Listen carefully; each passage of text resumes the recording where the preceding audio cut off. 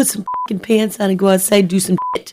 Nothing to do. There's nothing to do. Girl, there is nothing to do. The Sandhills wants to know what time it is. It's time to get ready for the unlimited social scoop. Introducing Nothing to Do, the Sandhills Social Scene Podcast, straight from the Share Studios with your host, Dominique.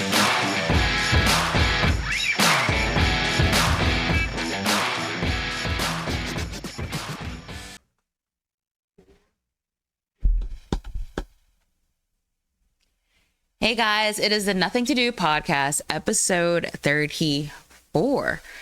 And it is recorded right here at the Share Studios with producer B Live and all his goodness that he has to offer the world.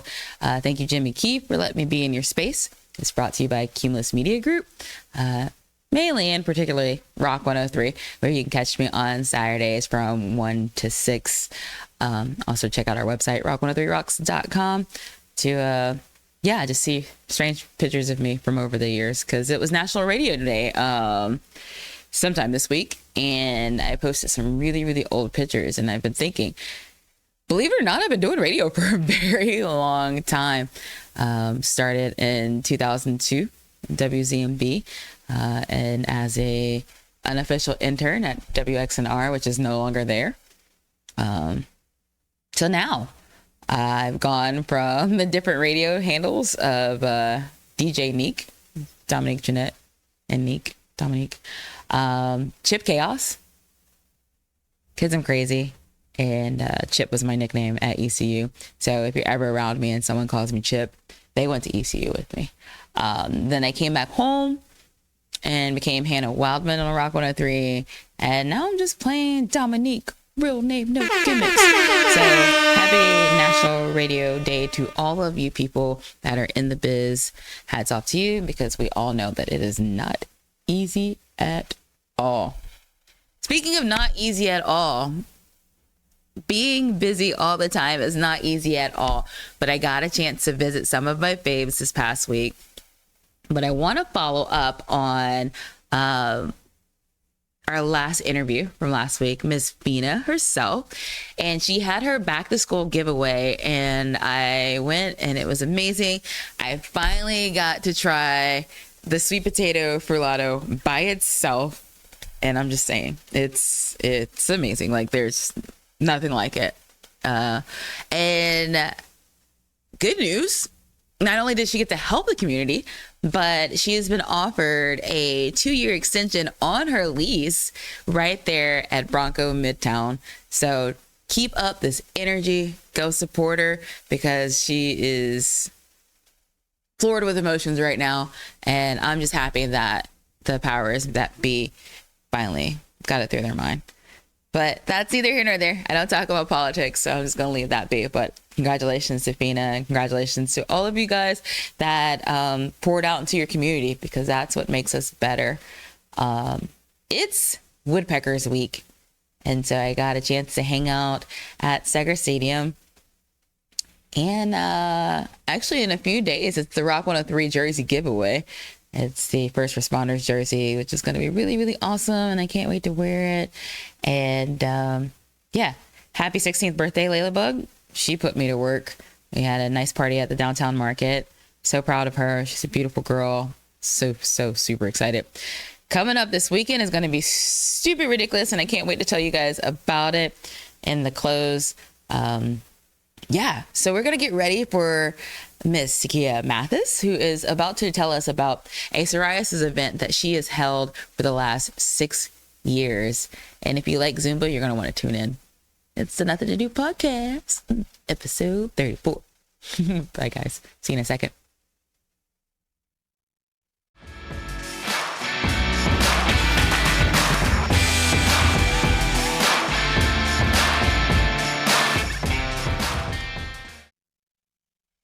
As promised, we're back with this segment of the Nothing to Do podcast, where we interview amazing people who are doing amazing things around the community.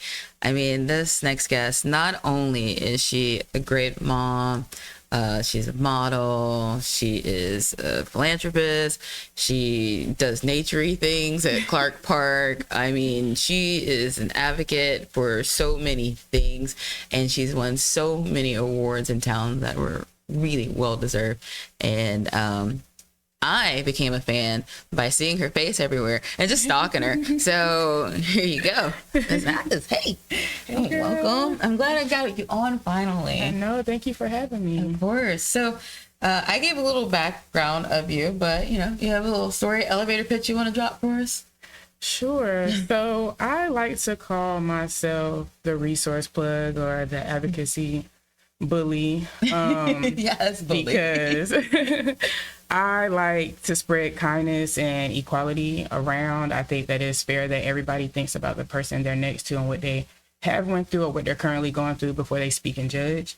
The Standing Light Foundation became, because of those reasons, things I grew up around and environments I grew up in. And I wanted to be that person that was the voice of matter. Like, for a while, I was just afraid to speak out and get in trouble for speaking out. But then I said, you know what?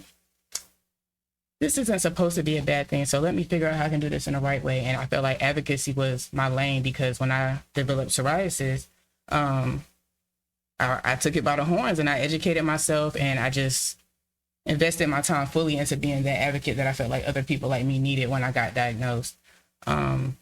I have a background in criminal justice. I'm currently going to school at Fayetteville State to be a social worker. I hope to be a doctor of social work in nonprofit management or something like that. I would love to do trauma counseling in the community. So that's my aim, because there's a lot of trauma in our communities, and I feel like people need to learn how to decompress correctly.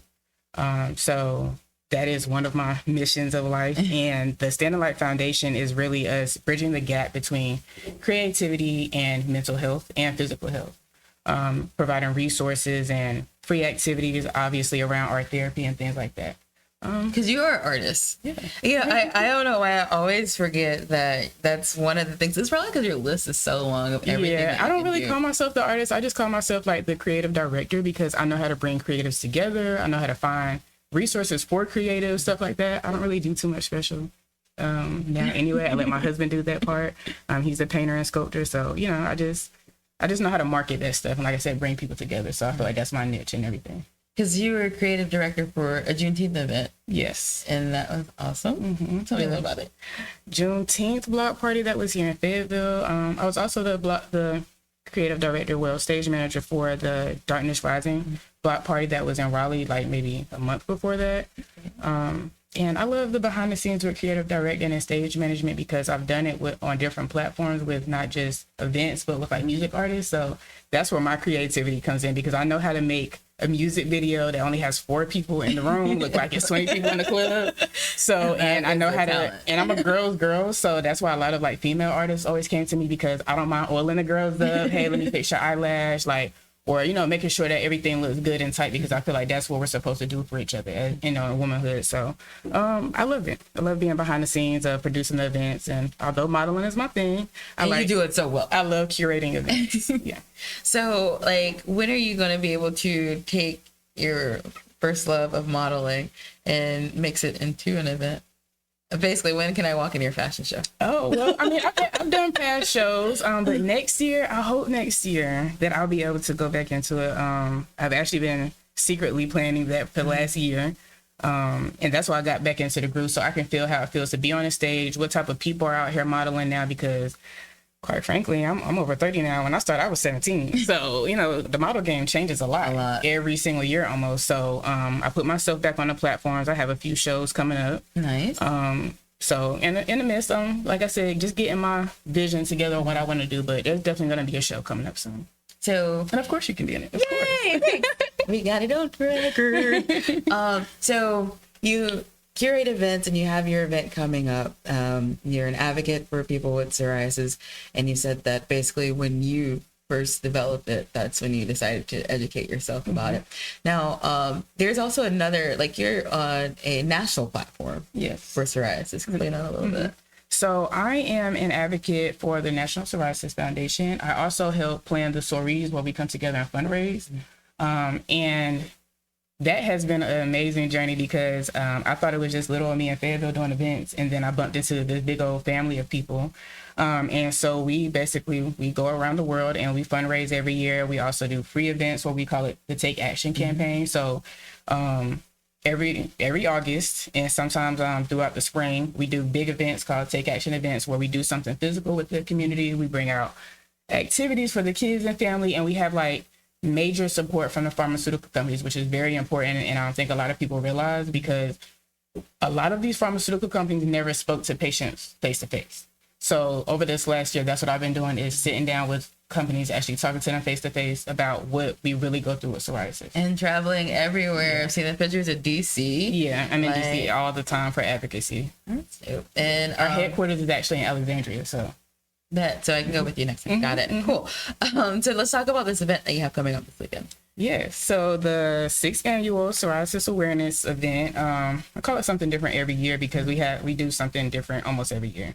However, this year is a health fair because we're going to do free health activities. So you can come Zumba for free, you can come do yoga for free, come dance for free. We'll have a kids zone so they can do bubbles. We have some beautiful, different coloring things that have been donated to us. So the kids have all types of things to do. There'll be free popcorn.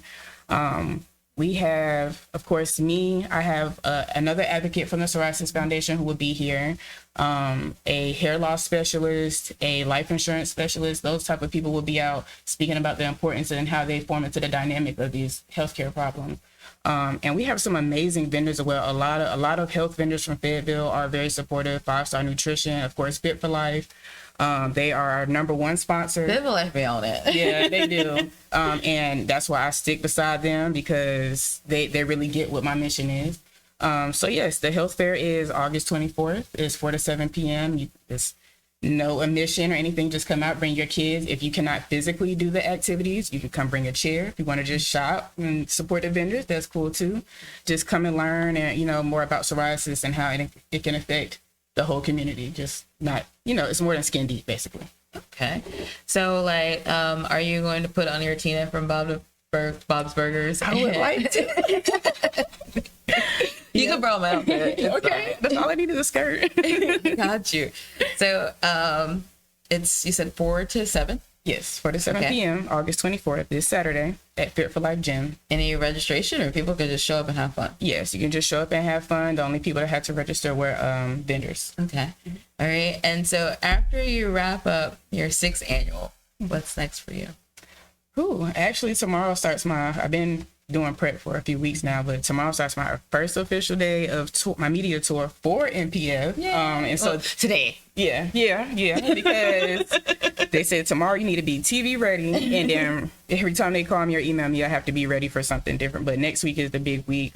We actually decided to do my whole tour virtually. Nice. So I'll be at home, but I'll be still, going on doing different interviews with radio stations, podcasts, different TV stations, all types of stuff, journalists. And so that's going to be interesting because I get to, again, tell my story and why I do what I do and how I can help others. And a piece of my story that I filmed here in Fayetteville is on the National Psoriasis Foundation page. That was the one where you were at, what was it called, Studio 215? No. I did another one. So that was actually an educational film. So I couldn't release that publicly, but I can show privately. Mm-hmm. So the campaign I have out now that's open public. That's on the psoriasis.org. Under Take Action, I think it is. You'll see Takieyah's story on there, and you can watch a clip of when the National Psoriasis Foundation came to Fayetteville. I did work with a company out of Japan that did fly here as well. Nice. But yeah, like I said, that film was for educational purposes. So. All right. So, anything else we might have coming up that you just want to drop? Or if you want to drop your socials so everybody can follow and like the Standing Like Foundation. So the next thing will be something for domestic violence. It's been a show for me this year, so I'm usually already planned it full out, but no, not this time. So anyway, you'll hear more about that soon. Our social media, you can honestly just Google Takieyah Mathis and the Standing Like Foundation, and I'm literally like the first 2 pages on Google is Takieyah Mathis, Takieyah Mathis, Mathis, not Matthias. And the Standing Like Foundation, we are on Instagram. It's under TSLFNC on Instagram, and you can also check out the art website that me and my husband have, www.dmathisfair.com. Nice. And that is a power couple for you. Jay-Z and Beyonce have nothing on how much these two do in our community. And hopefully you can come out and support on Saturday. Yes. Now, I know you said that you had to run to the boys, and I know they're happy that you're not traveling for the media tour. I don't think they care. I don't think got their daddy. They're spoiled with him. So Whatever, they love you. yeah. All right. So thanks for coming on. Thank you for having me. And hopefully we can have you on soon. Yeah. Talk about all the other events that you got going on. Yes, ma'am. And hopefully you can be a part of all of them. Yes, of course. Anytime. Now, when you're free, because I got to book you. But schedules are going to schedule, but just know this. Both of us, we out here for the community. Yeah. So this is Nothing to Do. Bye.